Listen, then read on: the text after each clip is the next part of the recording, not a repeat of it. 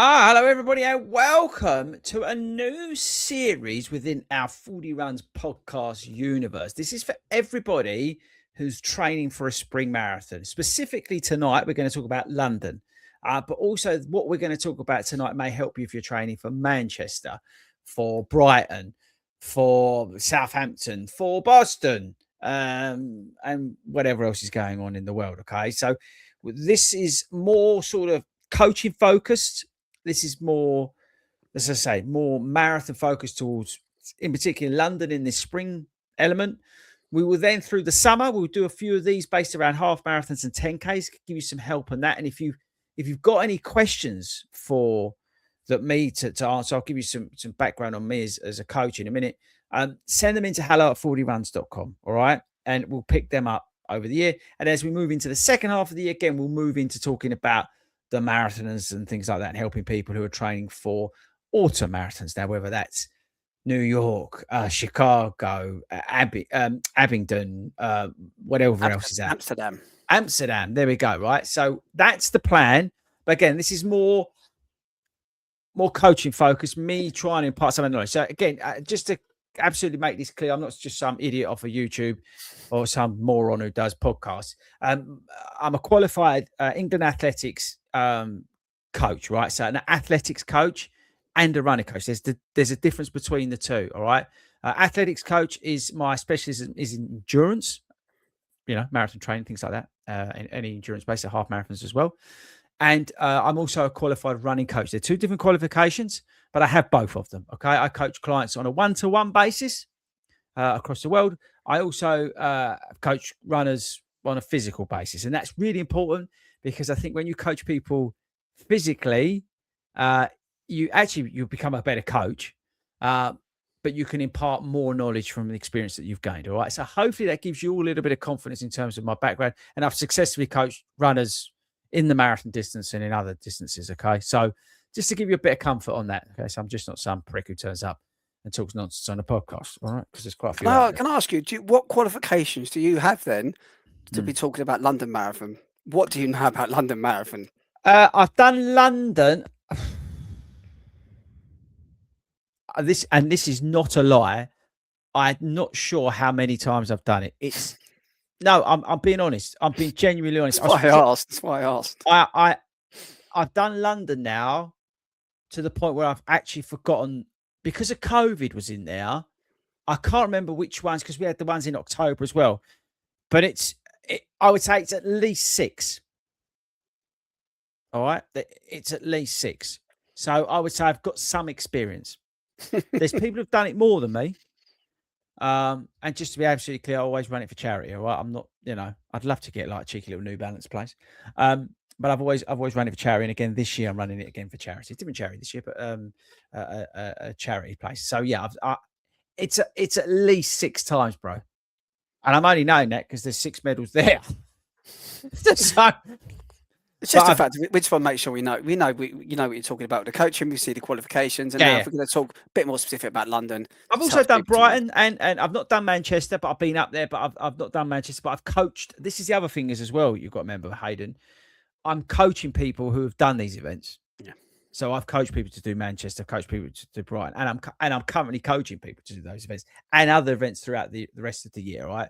So again, hopefully that gives everyone a little bit of confidence. And that will help in terms of where we're going from there. So anyway, bruv, what we thought we would do is throw this out actually to you guys to get in touch, and because that's what we want to do. We want to help you guys through this marathon training block that you're in, specifically around these spring ones. And we were lucky enough we've got quite a lot of responses, which is really nice. So thanks very much. And again, if there's anything you want to pick up through your training, please email hello@fordyruns.com and we'll do that. These will come out on the last Friday of the month. Now, the reason we've done that is because we're trying to pitch it around the sort of phases, the training areas in which you're going through. So this will come out when a lot of you are probably coming towards the end of that base phase. Okay. Now, if you don't know what I'm talking about, we did a podcast, what was it, a couple of weeks ago. So go and check that podcast out, right, about training cycles. but you guys are probably coming through your base period and into your build phase. All right. You've done that base element. You've done 4 or 5, whatever weeks of base work where you're building mileage. A lot of it hopefully is easy stuff. And now you're going to that build phase where you're dropping speed in, where some of those runs are starting to increase in distance and things like that. You may be stepping it up in the gym as well and that sort of thing. So we're now moving into that build phase is probably where a lot of you are at. So that hopefully clears that up as well. Right, Hayden, what have we got? Where do we start tonight? Well, as you said, we had quite a good response when you put this out, quite a few questions.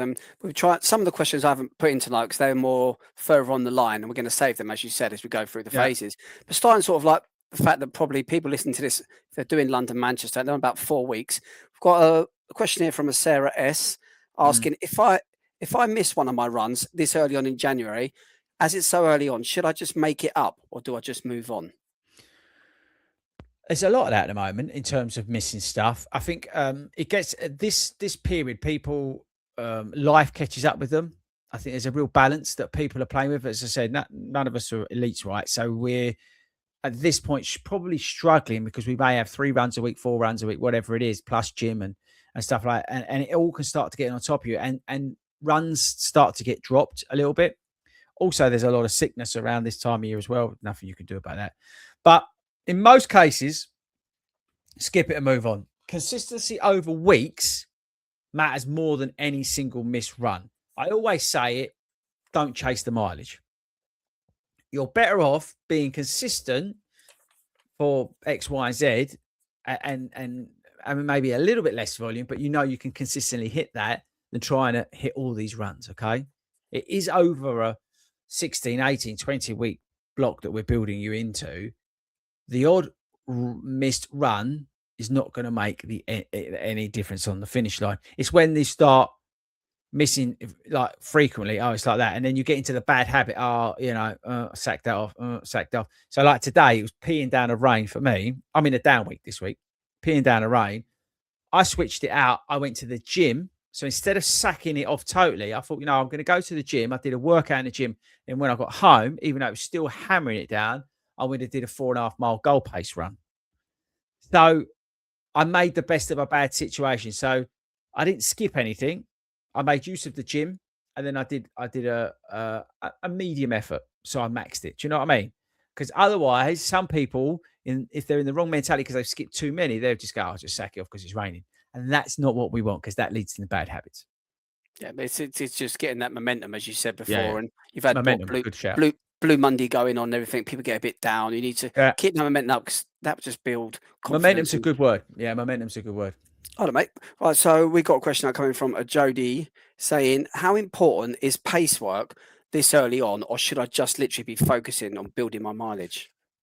In the base phase, which is where you've probably been on, for me, it's just about mileage and consistency. That, to be honest with you, that always comes first. If you're running your first marathon, mileage and consistency wins every day, even actually consistency, because that mileage could be anything.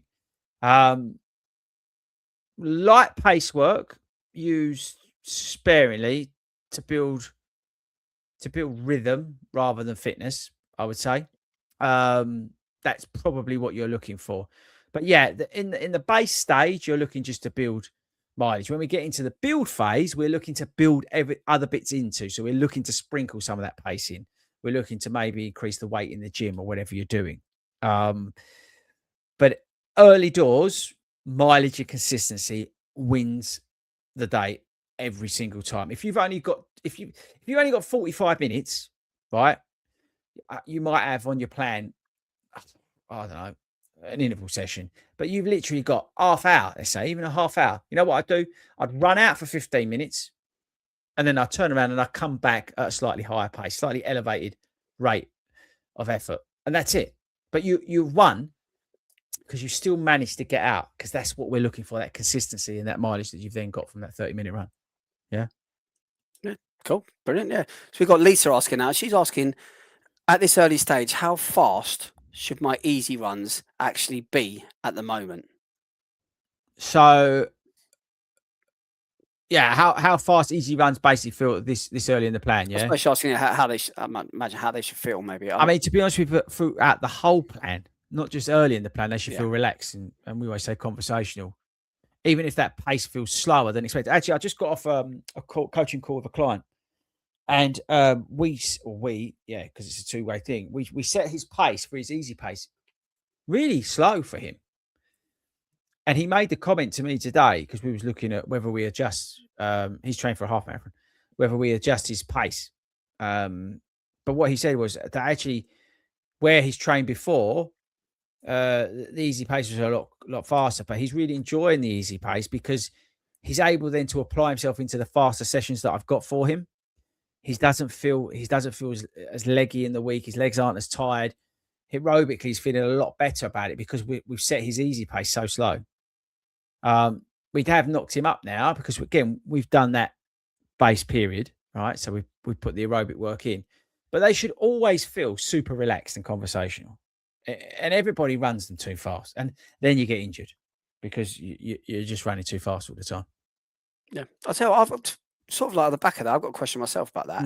Let's just say, for example, I've never run a marathon. I've run up to a half marathon, and my PB, let's make it, my PB is 2 hours. I've hit 2 hours, and I'm starting for London Marathon now, and I'm at week 4. And I want to start thinking about the runs further down the line that you speak about doing them at target pace. How do I set my target pace? I don't want to run this one just for fun and enjoy it. I want to do well on it. How do I think about what pace I should go at, or what should I be looking at for a target time, or is it totally irrelevant? There's that rule, isn't there? Well, firstly, my personal opinion, if you're coming to me as a client, I'd say no. We're literally going to go out. We're going to work through a process here, and we're gonna get this done. And I want you to finish, and I want you to finish well, and I want you to finish strong. That's my only game.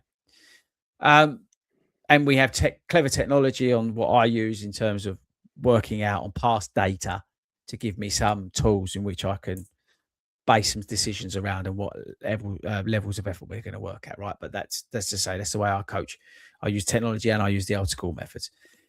But there is that rule of thumb where it's you double it and you add 20 minutes. You know, you probably heard that yourself. So 4 hours 20. So I would be looking to pace it maybe at like a 4.5 hour marathon, something like that. I think that's a sensible approach. What you're looking for really is consistency and mileage over that first training block, and then through some of those training runs, you elevate the pace or you elevate the effort.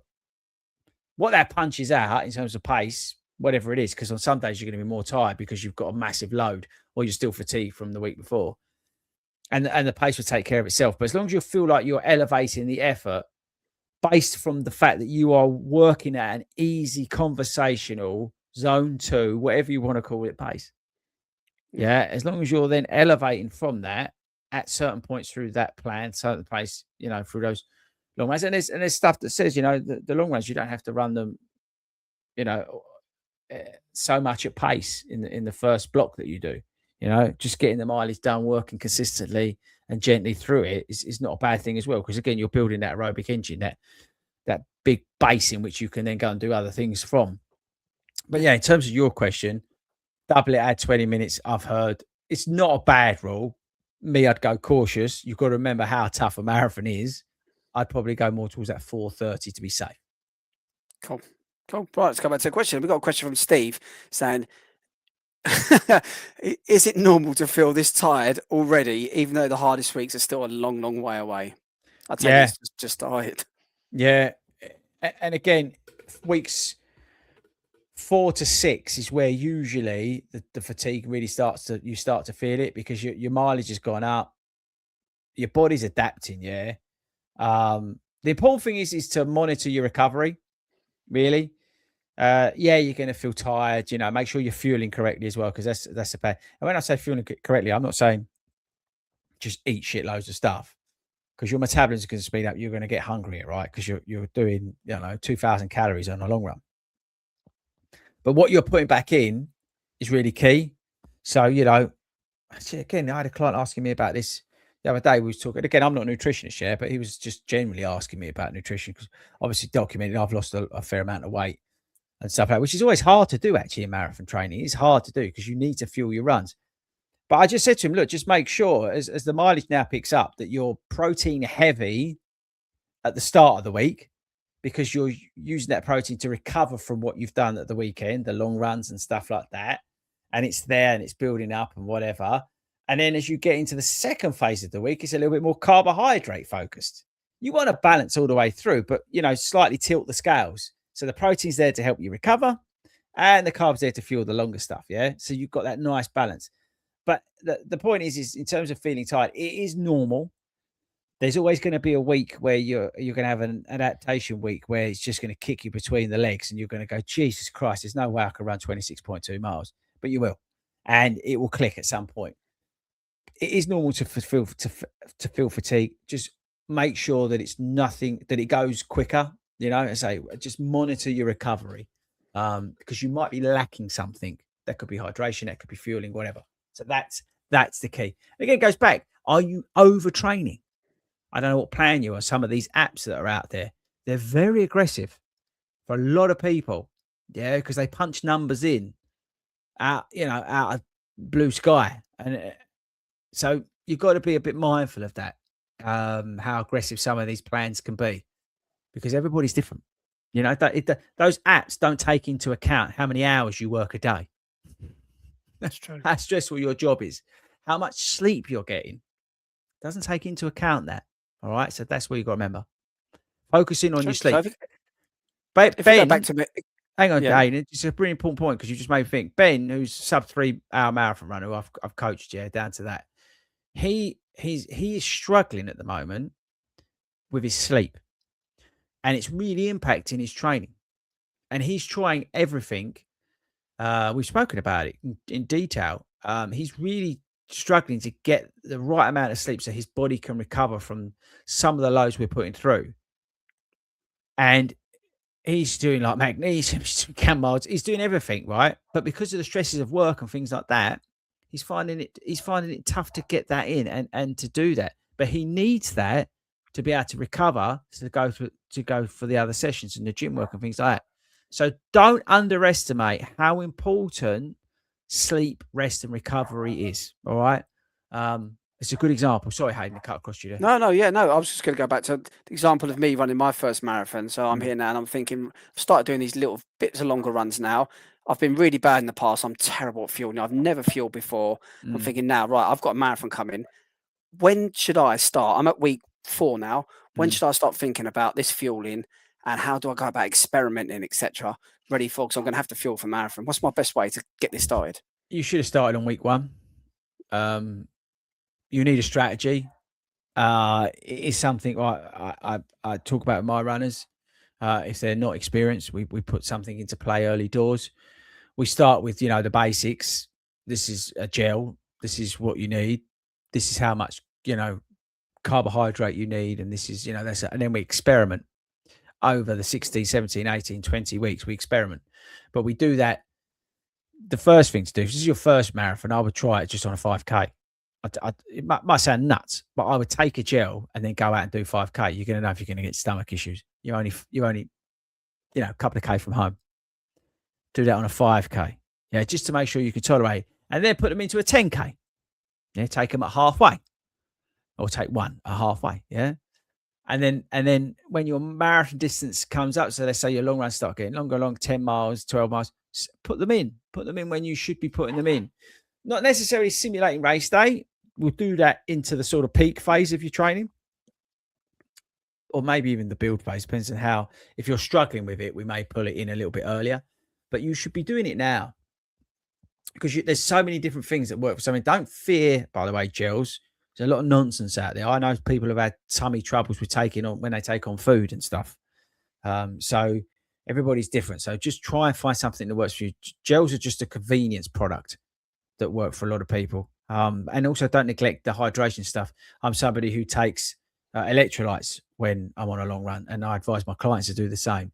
That's just as important to get that sodium and that magnesium into your body as the other carbohydrates in terms of fueling your run as well. Because if you dehydrate, that's going to cause you a lot of problems as well. I have dehydrated myself in runs, and it's led to a lot of problems. So yeah, I would get that in early, bruv.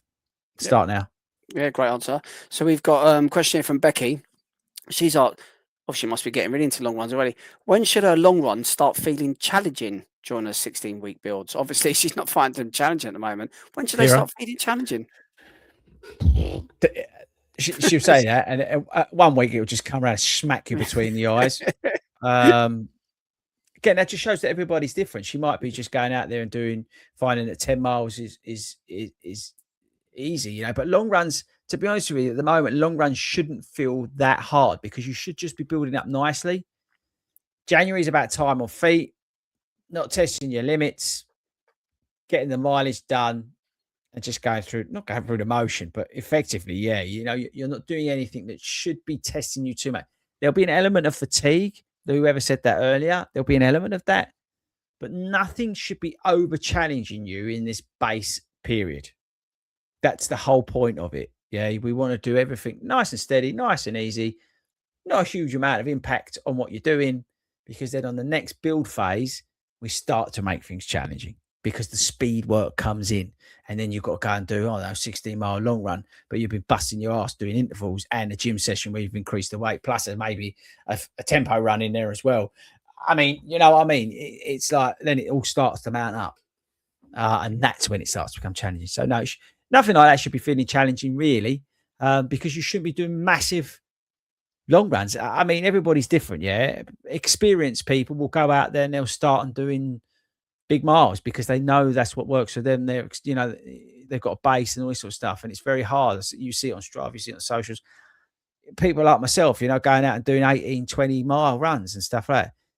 But like I said to you, I do 3 marathons a year, and I've been doing them for best part of 7, 8, 9 years routinely. So I'm in a different place to all of you, right? I can cope with that. So you shouldn't be necessarily going out there and smashing that. So don't worry about what everybody else is doing. Just worry about just getting what's on your pan and getting it done and doing it well. So this far out, would you advise anyone? Let's talk about London. This far out, would you advise anyone if their first time, should they start looking at the course and start looking at not so much elevations, but looking at the course and stuff? Yeah, everything. You want to know with London. You want to know London's a great course, and we'll come on to that later in the series. But yeah, I'd be on everything. I want to know who the gel brand is, who the hydration brand is. Ask people who've done it before. Can you remember what points they had the gels, the hydration stuff? Where's the busy parts? Where's the noisy parts? What's the start like? Get as much information as you can, because the more information you have, it's not there to make you anxious. It's actually there to reduce anxiety, but to give you more knowledge. And so on the day, you'll feel more confident because you've got plenty of time for that to absorb. If you start panicking about it and worrying about that 2-3 weeks out in your taper, you're dealing with paranoia and all that sort of stuff. So the more you can get involved in it now, watch, you know, my YouTube videos, other people's YouTube videos on London, and get an idea of what it's like to run it. So none of that's a shock to you. That's what I would do. Yeah, live and breathe it. Live and breathe it. It's great. As you said, it's amazing. I mean, these are the sort of things that not people take for granted, but you should be planning, thinking. And when it comes to that, actually, this question I asked you, you're the perfect person I could ever think of that I know can answer this question. What should I be thinking about at the moment? Should I be thinking about race day shoes this far away from marathon day? Or it's funny. I do a live stream on a Monday at 8:00 tonight, and it's shoe talk. We talk about running shoes, and it is interesting that people are now asking me. I had it on this Monday about race day shoes for spring marathons. I personally think it's a little bit early. Again, you're all in that sort of early stages of it. You know, I wouldn't really worry. I'd be thinking about shoes that I can comfortably eat miles in. You don't, let's be realistic, you don't actually need a race day shoe. You can quite comfortably wear what you've trained in. Yeah. So you could wear a Brooks Glycerine 23 and I mean, I ran 21 miles in pair the other day, but you can quite comfortably, whatever you're training, take into race day. This necessity to go out and buy a carbon plated racing shoe is there because the marketing people tell you that, and people like myself review shoes and say about it. And yeah, there's an element of placebo, and we know that they do make an impact. Yeah, but where you're at in your training plan, you don't need to be worrying about race day shoes yet. I would say the next phase, yes, because that's when you can start dropping in speed work. And that's where you could probably start dropping in that race day shoe. You may also have a few races coming your way because racing season starts if I'm not mistaken, February, right? Mid of February, we start to get 10Ks half marathons, which are really useful to do in your training plan. So then you can test your shoes out. I'm doing that myself. I've got the Watford half on Sunday in a week or so. I'm going to be testing one of the race shoes that potentially I may choose. So it's starting for me then with races to test them, because you want to put them, you want to try them in races, yeah. Try them on some of the later long runs that where you maybe put pace in, or I don't know, you do like a 10-mile goal pace run or whatever.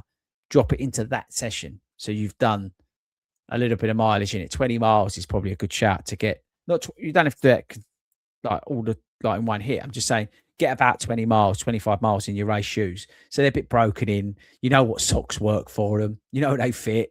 You know how to tie them up. It sounds funny, but you can lace shoes different ways. Yeah, I've undone shoes through races. Sometimes I've tied. I had a pair of Alpha Fly ones I wore for London, and I had them too tight on my left shoe. And honestly, for the 2 or 3 days after that, I had the biggest bruise on the top of my foot because I'd laced them wrong. I don't know what I was thinking. I was just nervous and anxious, and I just laced them up too tight. And I didn't know. I didn't want to stop and undo it. So I sort of cowboyed up, and then literally 2 or 3 days, I had the biggest bruise across the top of my foot. So you need to think about that sort of stuff, but not just yet. But again, I go back to my point, and it's a really vital point. You don't need a race-specific shoe if you don't want to. You can quite comfortably train in a pair of Super Blasts, in a pair of, again, Brooks Glycerine, a pair of whatever, and run it on the day. All right. You don't need the carbon stuff's great, but it's a cost, isn't it? Not everyone's got, and the price has come down on some of these shoes, but not everyone's got 200 quid to drop on a pair of shoes. So you actually alluded to something within that answer as well, which is quite a good thing for people this early on. Should now be planning and thinking about races before London Marathon. 100%. You should have all distances across the board. Yeah, weirdly, again, I was talking to a client tonight, and actually, I was saying to him, I need to know your races for the second half of the year. He's got a marathon in the autumn. I said, I need to know your races now, because I've got to write a plan that's going to take that into account, so I can peak you for certain races and we can use that as experience. But going back to spring, if you're running the London Marathon, really you should have had these all booked in, but you're looking for a 10K around the sort of February time. Go out there, see what your fitness is like. Yeah, give you a good gauge. You could stick in another half as your mileage is creeping up. You could take that weekend where your mileage is hitting that long run is hitting that 13 miles. You could take that as a race because it gives you experience of running in a race. That's always beneficial. Bag drops, weeing and stuff like that.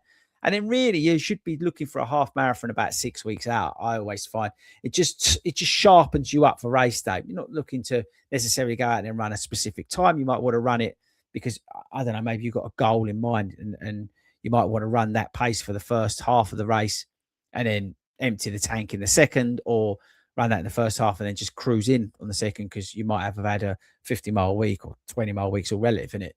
But they're very good things to have in. 6 weeks out, I would say, is a perfect number for a half marathon for London. And that's why there's so many good events around that. Other things to consider as well, which Ben and I have done in the past, and we were talking about this again the other day, we're looking at 20-mile races. I like doing 20-mile races. I felt benefit from them before. Do 10-mile easy, and then I'll go and do 10 miles at goal pace. The place we always do it is murder to do that, because you're always running into the wind. It's bloody hard. But they usually do them like around racetracks and airfields and stuff like that. And they're great races to do because it, again, puts you into a race environment, and it just makes it all a little bit more focused. So they're good things to do. And particularly if you've got a 20-mile run, and let's say you're a solo runner and you're part of FORDY Runs Running Club and you're a solo runner, because obviously we do a lot for solo runners in this country, as well as people who join our satellite groups across the country, but we have a lot of solo runners as well. But going along to a race with people to do your 20-miler is a lot easier than going out on the streets of, I don't know, Stoke and doing 20 miles running around a car park. Isn't it? It's a better way of doing it, I feel. So that's something else to try and think about. And there's plenty of good race organisers like ATW events, people like that who do 20-mile races. Check them out. You know, there'll be plenty of local places that do it, because they know that it's that season. So definitely have a look at that as well. Yeah, it's great to get them booked up now. It's 4 weeks Ah, in, you as you should. said. They're They probably sell out sold out. quick. A lot of them Make sell you out. laugh. A lot of them are sold out. The half marathons all sold out. Yeah. That's where people like run through again. ATW run through are great Yeah. because you can usually add one of them on. You know, you can do a half marathon at with a run through event in Battersea or whatever. Then you can just add a few laps on after or before whatever you want to do and get you 20 miles. So that way, Oh, don't underestimate parkrun as well, bruv. We did this the other correct. day. We had Ben, because he's running for Tokyo. He wanted to get 20 miles done. So I said to him, well, what we'll do is we'll do 11 miles to parkrun. Super easy, like no pace whatsoever. And then we'll run around parkrun and we'll just trot about there and look for, we looked for, can't remember what splits it was, but we picked a number and we said, right, that's what we're going to dead aim. Because again, that helps you in terms of strategy, in terms of already thinking about improving your pacing and your in-race strategy. That's key in a marathon. So we started to implement that now. So again, having that mindset, doesn't matter what the pace is. It could be at 10-minute miles. It could be at 6-minute miles. No, 6-minute miles. It could be whatever it is, but you're loading in some strategy and you're being really anal about hitting that thing. So you can show that you can control your paces in the races. And then basically we had 5 miles home and we absolutely let loose. Like we just emptied the tank and it was a proper shuffle at the end. We had nothing, like we were dead to the ground, but we emptied the tank and that was our idea. So we got a good run out of that. Again, that's early in the plan and I'll not recommend that to anybody. But again, he's training for Tokyo on a 12-week plan. I'm okay to do that. I know I ran the faster bits on my own because I'm a different pace to Ben. Obviously, he's a sub-3 marathon runner. So, but it's all relevant. But the point is that I used parkrun there because it had people and it's a controlled environment. I knew the distance. Yeah. And it just broke up 20-mile run. That's the other way to look at it. And we'll come on to that later in the series, how to combat these 20-mile runs, because I've got loads of tips for you to break those up. Yeah, brilliant. And some of them you'll just think, is he mental? But honestly, they work because I've had my runners do it and they've gone out and they've crushed their goals. So it's great. So yeah, and it's good as well because you've got people that are starting up this marathon. They probably are hardcore park runners, and they think, I don't want to stop doing park run, but I've got these long runs. But as you just perfectly said, incorporate them, get them done. Oh, park run sandwich. I would say you do need the long slog.